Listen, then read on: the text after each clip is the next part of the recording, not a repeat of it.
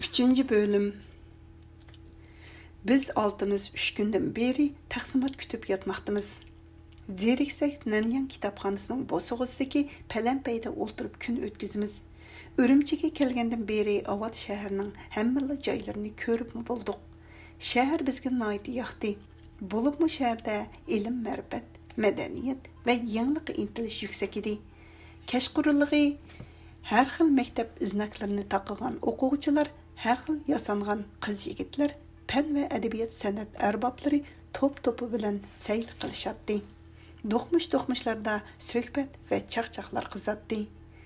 Osmon bilan Nomad pat-patla kashqurulari yo'qab ketadigan bo'lib oldi. Biz Hoshir, Qurmash, Tosh to'timiz bir to'g'onning chujilardek birga yurishdik. Biz uchun qiziq tomosha palampayda o'ltirib ko'chadan o'tganlarni ko'rish edi. Bugunmi kechki tamoqdan keyin kundagi joyimizda o'ltirishdik. Tezroq Janubiy Shinjongga mangsak bo'ladi, dedi Qurmash ichi pishqanligini bildirib. Men yezda yana 10 yil ishlab, ondan keyin bu shaharga kelaman. U chaqda avu odamdek 30 yoshlik rosa quramig' yetgan ma'rifchi bo'laman. U qo'lini begiz qilib, kulrang kostyum burulki kiygan, sal taqirbosh bo'lsa-mu, chechi o'ziga yarashgan qora galstuk taqigan odamni ko'rsatdi. Men asta uning qo'lini tushirishga shart qildim. Heylik odam yalt qilib qaradi-da, bizni ko'rib kulimsirdi va biz tarafga qarab keldi. Savutib, dedi Hoshir o'rnidan turib. Biz hammamiz shu chaqda uni tonidik. Bu odam bizga pedagogika va psixologiya darslariga yarim yil kirgan, keyin tuyuqsizla yo'qab ketgan Savutov edi. Ma'lumlar uni bilimi cho'nqur, so'zga chevar deb maqtashadi. Qandaq ahvolinglar? Belli. A'la Hoshir, Qurmash, ha Toshpo'lat.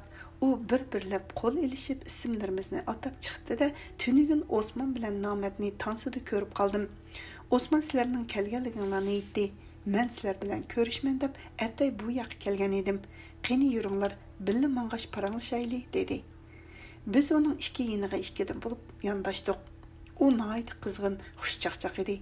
Birtala u Hoshir ikkimizni qo'ltiqlab oldi-da, bu ko'k choponlarni kostyumga almashtiradigan vaqti keldi, dedi maktab yodgor uchun ilib bergan, hammamiz par bo'lib kiyib olgan 4 yanchiqliq ko'k xodani choponlarni sharat qilib, Urumchini 10-11 asrlardagi Qaraxonalar markazi Qashqar, Navoiy yashagan 15 asrdagi Buxoro deyish mumkin. Bu yer ilm-fan ochiqiga, ilm ahli yetildigan ona bo'shikka aylanmoqda. Men sizlarning bu ilm-fan gulzoriga kirganinglarga noit xo'shalman. Bu shaharda endi yoshlikni ma'nlik ishqa beg'ishlag'ili bo'ladi. Har birimiz milliy madaniyatimizni gullantirish yo'lida oyimay ter to'kib, bir kishilik hassa qo'shsak, necha asrlab xo'rlangan madaniyatimiz qaytadan nota chiqib po'raklaydi. U hayajon bilan qo'llarini havoda planglatib so'zlaydi. Uning so'zlari xuddi hissiyotli she'r misralaridek odamga ta'sir qiladi. Uning na ovozida, na harakatida yasalmalik yo'q edi. U bizni o'z do'stidek kichigida birga o'sgan qurdishidek o'z ko'rib, hayajon bilan to'xtamay so'zlamoqda. Inson dunyoga yashig'ili tug'ilmaydi, yaratqili tug'ildi. Bir kesak yaratsanmi insonsan, bir ko'cha tiksanmi insonsan. Lekin boshqalarning yaratganini bekor yetib yeyaversang, yayrag'an, samrigan, nom atoq topgan bilanmi hayvonsan. Shuning uchun insonlar tayyor boylarga o'ch, ko'k qurutdan pilg'ichi bo'lgan hayvonot, hasharotlarning hammasila xarob qilg'uvchilar. Ular yaratmaydi, tayyorni yeydi, tabiatni hojaydi. Lekin fikrlarim, ular balkim yana 20 asrdan keyin dunyoda tepilmaydigan bo'ladi. Faqatla yaratquchi kuch. İnsanlar dunyoga xo'jalik qilgan bo'ladi. Demak, biz inson yaratquchi bo'lganimiz uchun faxrlanamiz. U bizni Cho'chirxonga boshlab kirdi. Cho'chirxonda odam ko'p edi. Savutib bizga ismini anglagan, lekin ko'rmagan kishilarni tanishtirdi. Bizni ularga biz qilalganni va biz qilolmaganni qilishga bel bog'lagan azimatlar deb tanishtirdi. Savutib ichib olgan ekan, bizni tamoq va haraqqa zo'rladi. Bizmi ortiq tuzat qilishmadik. u o'zining beshidan o'tgan ishlarni, ilm-fanga doir yangiliklarni qiziqarli qilib so'zlab berdi. Savutovning cho'ng bo'g'ilari Xotan Qarqashdan bo'lib, 1759 yildan burun Jo'ng'ar xonlaridan Galdanning vaqtida Ili daryosi bo'yiga surgun hisobida chiqqan Uyg'urlardan ekan. Bo'g'isi 1882 yili Ili Uyg'urlari Yetisuga ko'chganda Rossiya tuprog'iga ko'chirib borgan. Dadisi shu yoqda cho'ng bo'lib, 1918 yili oktyabr inqilobi vaqtidagi qalaymaqonchilikda yana ota bo'g'isining tuprog'iga qaytib kelgan. Savutov Ili daryosi bo'yidagi bir yezda 1919 yili tug'ilibdi. 1934 yili bir savdogar tuqqanining yordami bilan Sovet ittifoqiga berib o'qibdi. 1942 yili tarix va til adabiyot fanlaridan xeyli ma'lumotliq bo'lib, yana Shinjongga kelibdi. Kelibla Shingsisayning turmasiga tushibdi. 1944 yili Wu Jingshin Shingsisayning o'rniga kelgandan keyin turmadan qo'yib berilib, G'uljiga beribdi. G'uljida dastlab gazitxonda, ondan ma'rif o'rinlarda ishlabdi. 1953 yili tarixiy aksin inqilobchi degan batnom bilan qo'lga ilinibdi. 1955 yili aqlanib chiqib bizga ma'lum bo'lgan ekan. Mayli o'qishda bo'lsin yoki turmada bo'lsin, u Uyg'ur adabiyot tarixini tadqiq qilish bilan shug'ullanibdi. U rus, xanzu, ingliz tillarini puxta biladigan. Arab, Faris, qadimgi Uyg'ur tillaridanmi yaxshi xabardor ekan. U hozir Uyg'ur klassik adabiyotini tadqiq qilish o'rnida ishlab etibdi. Bu yil 39 ga chiqdim, dedi Savutov qo'ldagi qizil haroq to'ldirilgan rumkaga qarab turib. Ma'yus ohang bilan, "Texchi uylanmadim, biror qiz bilan yuribmi boqmadim, tuzuk boyliqmi to'plamadim.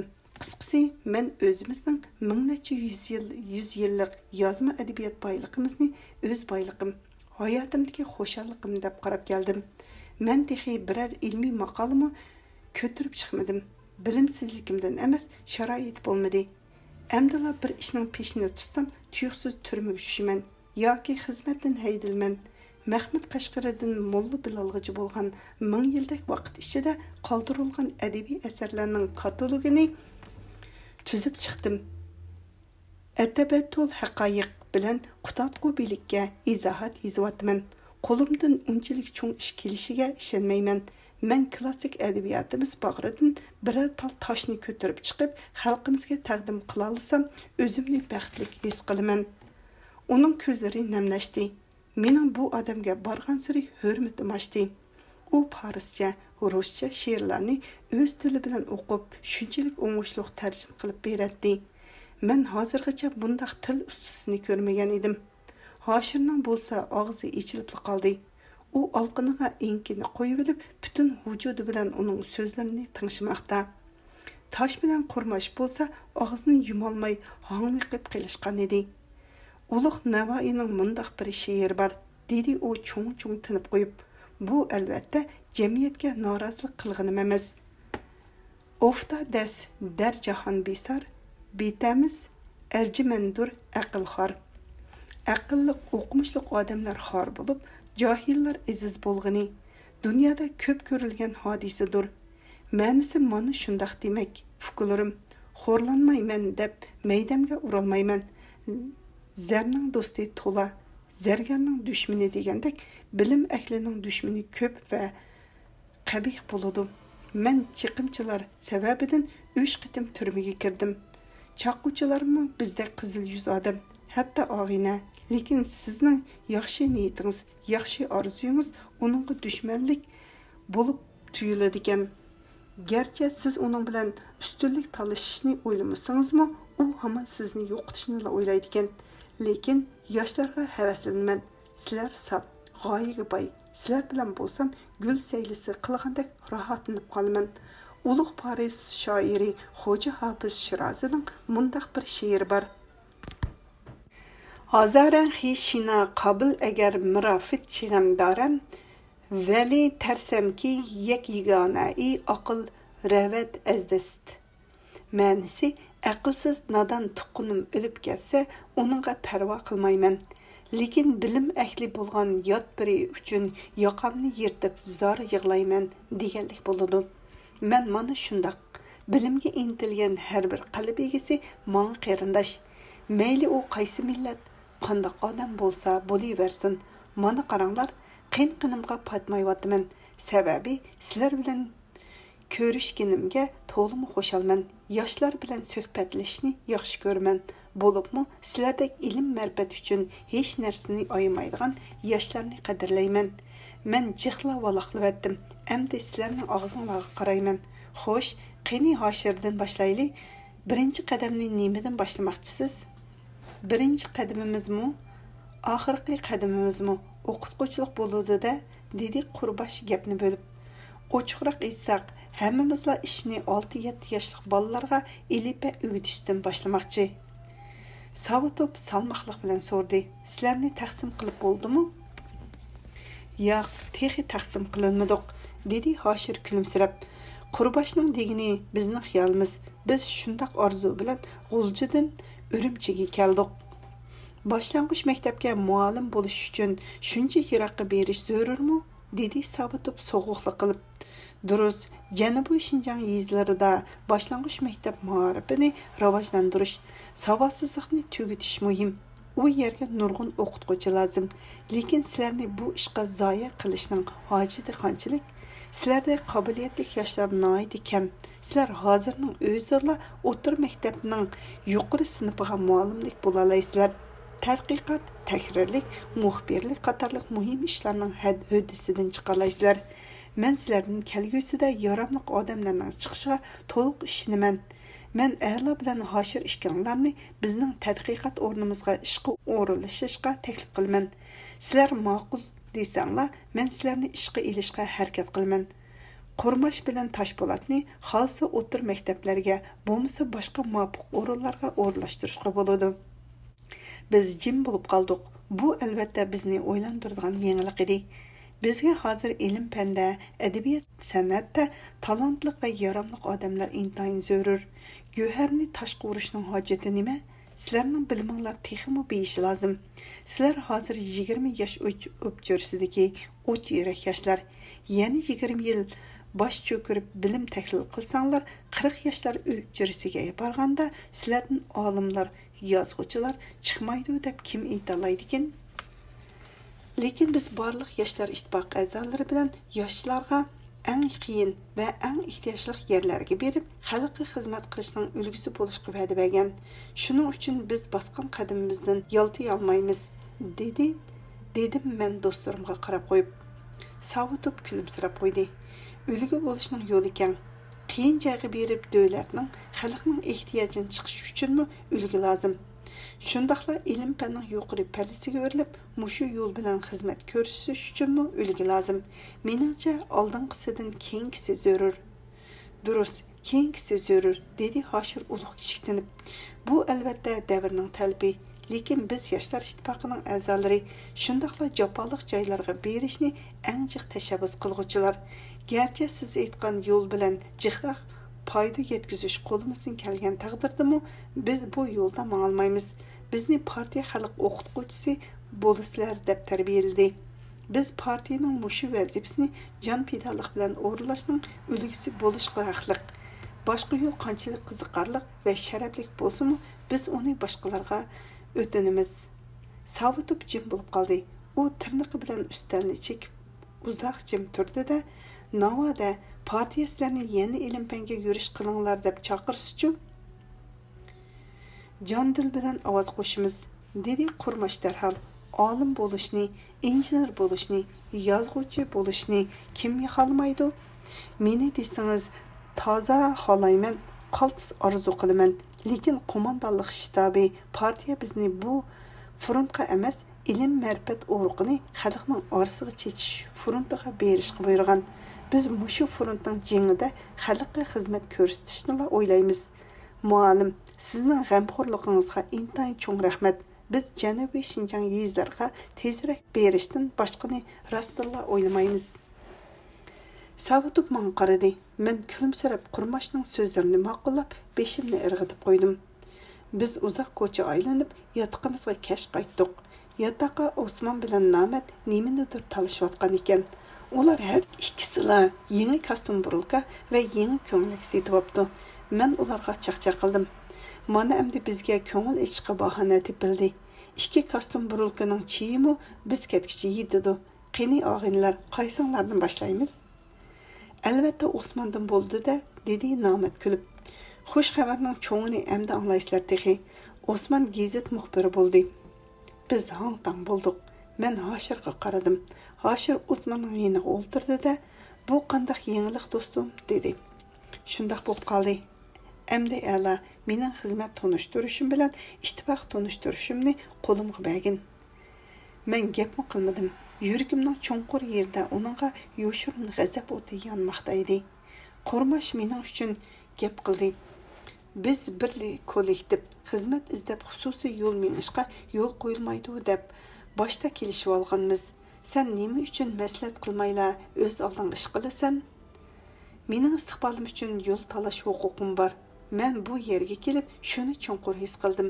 O'qituvchi Osmonga qaraganda gazet muxbiri Osmon shon-sharafning cho'qqisiga tezroq o'rlayalaydigan. Biz o'qituvchi degan nom sharafli ekanligini nurg'un qitim isbotlab bo'lgan, dedi Hoshir g'azab bilan. Sen o'zing bu nurg'un dalillar bilan buni isbotlagan-ku. Yani nima uchun o'z tashabbusingni shuncha tez o'zgartding?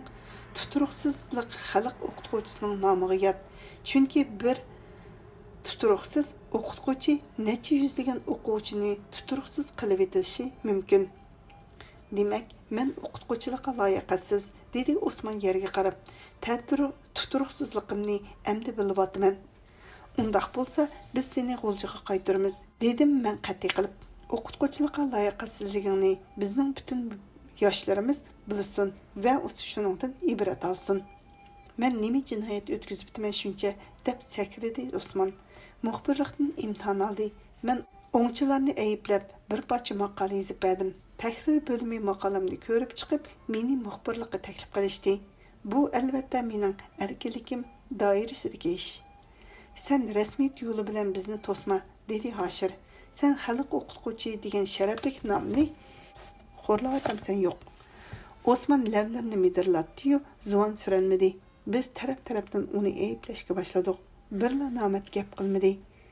Hoshir Qurmash tosh to'timiz taloq chiqib uzoq maslahatlashdik. Biz mundaq tanishga keldik. Navoda Osmon Urumchida qoldigan bo'lsa, bu ish boshqalarning ruhiy kayfiyatiga va bu kichik kollektivning izzat obro'yiga og'ir ta'sir yetkazdi.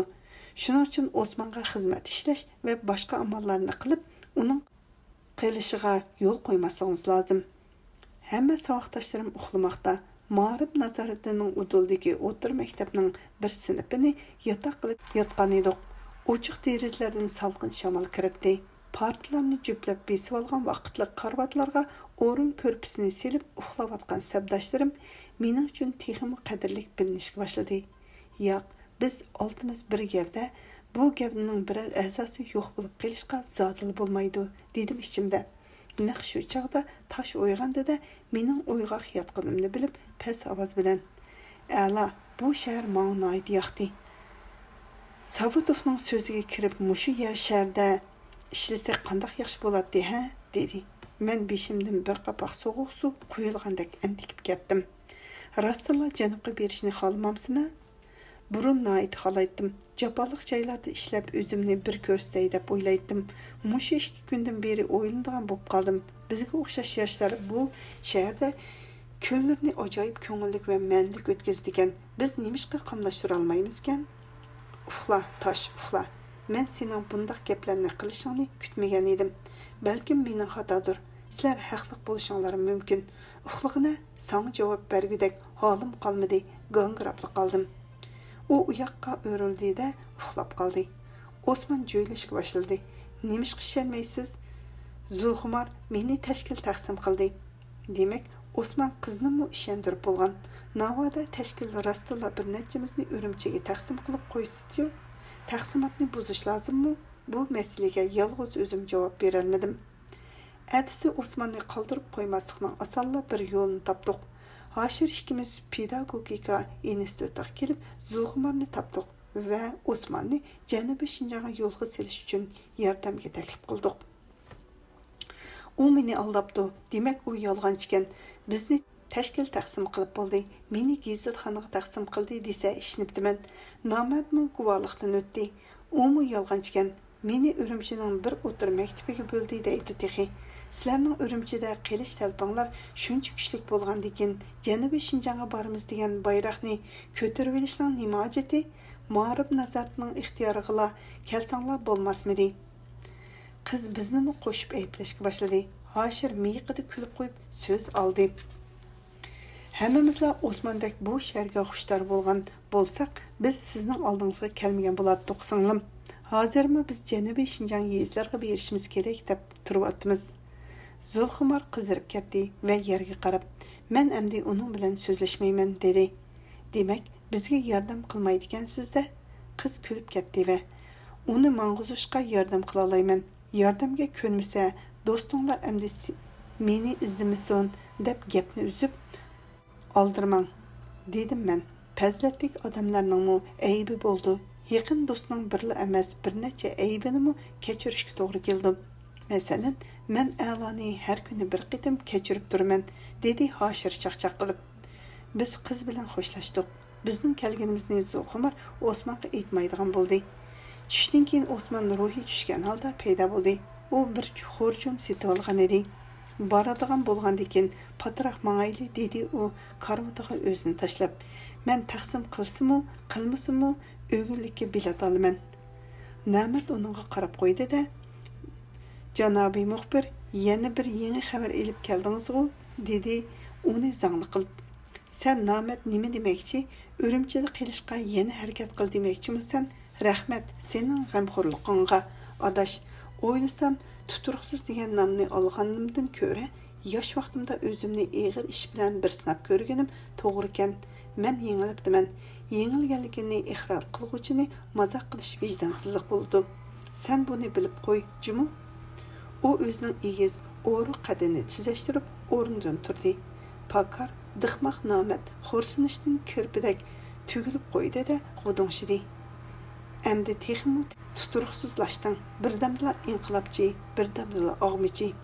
Qiyni qiziq Osmon o'rnidan irg'ib turdi-da, Namat deb baqirdi.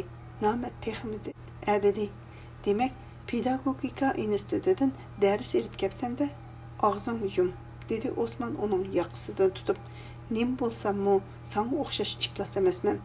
Yoshlar ittifoqiga so'qinib kirib olgan lukchak." U g'azabdan ko'kirib ketgan edi. Hoshir uni tutib olmagan bo'lsa, Namatning burni qonigan bo'ladi. Biz ularni besib qo'ydik va yarashtirib qo'ydik. Әдісі Ma'rif nazoratidan bizni taqsim qilish to'g'risida xabar keldi. Biz hayajon bilan kadrlar bo'limining kichik zalida o'tirishdik. Biz har kuni aloqalashib turadigan uzun tura, pavoz qapoq, paxmuvash odam bir tutam qog'ozlarni ilib kirib keldi. Uning kulganda sal maymoq chiqib ketadigan eg'izi bugun kulkidan qiysaygan edi. U bizga qarama-qarshi ustalga o'tirdi-da, "Sizlar oltinglar ili darul muallimini tugatib, Ma'rif nazoratining ixtiyoriga yo'llangan", dedi u bizga ittik qarab qo'yib. "Sizlarni qandoq va qayerlarga taqsim qilish Ma'rif nazoratining huquqiy doirasidagi ish. Sizlarga qo'yilgan talab faqatla bir: taqsimotga shartsiz bo'ysunish." "Ruxsatmikin?" deb qo'lni ko'tardi Osmon. "Bir eg'iz gapim bor edi, so'rab olsam." "Xo'sh, qani, biz sizlarga yo'llanganmi yoki o'z ixtiyorimiz bilan pidoyi bo'lib kelganmi?" "Yo'llangan bilan kelganning qanday farqi bor?" Kadr qapqini turib so'radi. "Yo'llangan degan so'zda bizning yuksak fazilatimiz gavlanmaydi ekan. Bizning o'z qizg'anligimiz bilan jaboliq joylarga mang'anligimizni esingizdan chiqarmang." "Xo'sh, shundaqmi bo'lsin? Nima demoqchisiz zodi?" "Demoqchi bo'lganim", dedi Osmon qiziqqanlik bilan, "bizni avatib etibla unutib qolmang demoqchiman." "Hem", dedi kadr beshansini surtib turib, "bizni tez o'stiring, 2-3 yil ichida Urumchiga qaytarib kelkiring demoqchi siz. Janubga mangan qaysi bir shimollik bu talabni qo'ymadi deysiz. Men sizning yana nimalarni demoqchi bo'lganingizni, hatto muxbirlik qilaman deb beso'roq manganligimizni bilaman. Bilib qo'ying, siz Janubiy Shinjonga mehmonga bormaysiz. E'lon chiqqandan boshlab siz o'zingizni g'uljilik hisoblamang." Tuyuqsizlar Hoshir qo'lni ko'tardi. Ha, dedi Kadir Hoshimning tatirib ketgan chiroyiga qarab. Sizmi yangi bir shat hozirlab qo'ydingizmi? Men sizning bu xil muomalangizga norozi, dedi Hoshir ochiq bilan. Birinchidan, biz sizdan alohida iltifot talab qilmaymiz.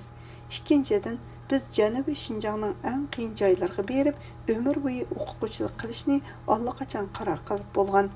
Siz bizning janubga mang'inimizni bir xil kamsitish ma'nosida, bir xil jazo ma'nosida tushundigan bo'lsangiz, sizning taqsimotingizni birinchi bo'lib men buzaman. Men sizning saboqdoshlarimizning qiyin joylarga intilishdek oliyjanob ruhini qadrlashingizni talab qilaman. Kadir Hoshimning qomatlik bastiga qarab xeyligacha jim turdi-da, beshini irg'itib kulib ketdi. Yaxshi, tanqidingiz o'rinliq. Men sizlarga qo'pollik qilgan bo'lsam, kechiringlar. Biz hammamiz lissida bo'shashdik. Kadir oldirib o'qishga boshladi. Hoshir Davud, Qurmash Bo'kan, Nomad Talib bu 3 yo'ldosh Xotan viloyatlik madaniyat ma'rif idorasining ixtiyoriga yo'llandi. Mana aloqanglar. Osman Kerem bilan Toshpo'lat G'iyni Qashqar viloyatlik madaniyat ma'rif idorasining ixtiyoriga yo'llandi. Mana aloqanglar. Sizlar beshinglar hozirla moliya bo'limiga chiqib, yo'l xarajatlarini olsanglar bo'ladi. Men o'rnimdan turdim. Menchu Kadir kulimsirdi-da. A'lo Nurahun ma'rif nazoratining ixtiyoriga qoldim. Men yo'ldoshlarim bilan ketishni talab qilaman. Dedim xuddi qimmatli bir narsamni yo'qotib qo'ygandek ma'yuslanib. Men bu vatanning eng ehtiyojli joylariga berish, qiyinchiligi eng og'ir joylarda ishlash uchun yurtimdan ayrilib bu yerga kelgan. Siz boradigan joyda qiyinchilik yenik deb kim aytibdi? Dedi Kadir o'rnidan turib. Odatdagi o'quvchilar 2 yilda o'qiydigan darsni 1 yilda o'qiysiz. 3 yilda oliy maktabga dars o'talaydigan bo'lsiz. Meningcha siz boradigan joyning qiyinchiligi boshqa har qanday joydan og'ir. Bu yermi vatanning eng ehtiyojli joyi. Do'stlarimga qaradim. Ko'nglimda ular mening uchun gap qildi deb o'ylagan edim. Lekin ular Kadirning yo'lliq gapini qo'llab, mening yangi xizmat o'g'limni tabriklashga boshladi. Meni tashlab ketamsizlar? Ko'nglim yerim bo'lib so'radim. Sen o'z burchingni yaxshi ado qila olsang, biz uchun shon sharaf keltirgan bo'lasan, dedi Hoshir Muramga qo'lni qo'yib. Mening o'ylaganimni rahbarlik o'ylabdim. Tushunishlik, dedi yolg'iz Nomadlar g'udingshib.